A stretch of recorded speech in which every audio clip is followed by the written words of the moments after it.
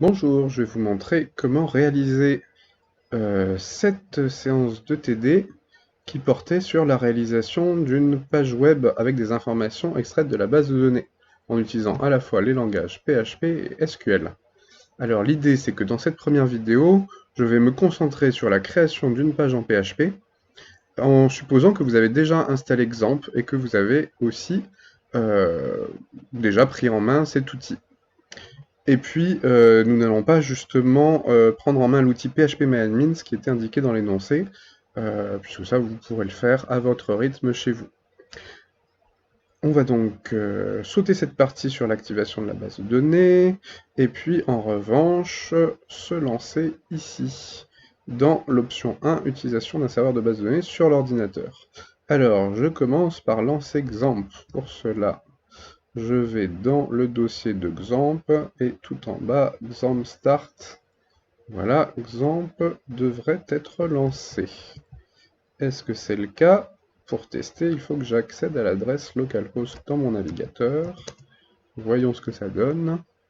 En effet, j'ai bien la page qui m'est montrée ici et je dois aller dans PHPMyAdmin là.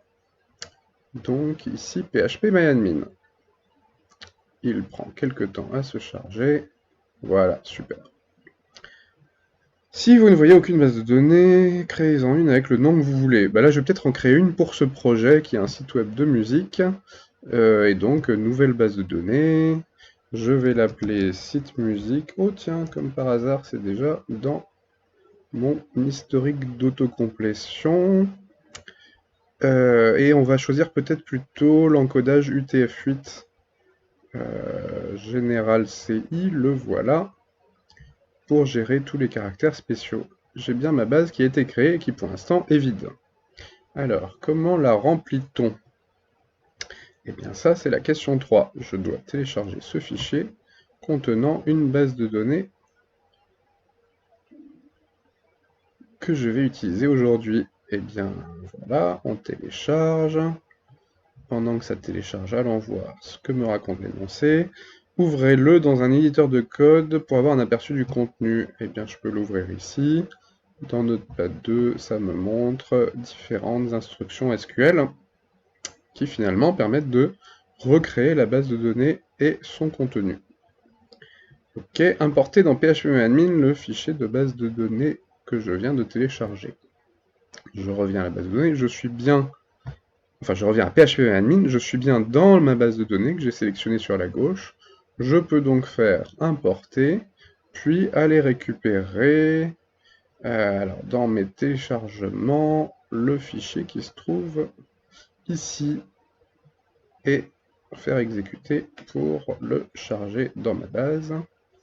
Tout se passe bien, il y a du vert partout et surtout j'ai mes 4 tables qui se trouvent ici, par exemple celle-là avec mes noms d'artistes. Alors c'est là que je vous disais, on va sauter tout ce qui concerne PHPMyAdmin et on va passer à la création d'une page PHP basique.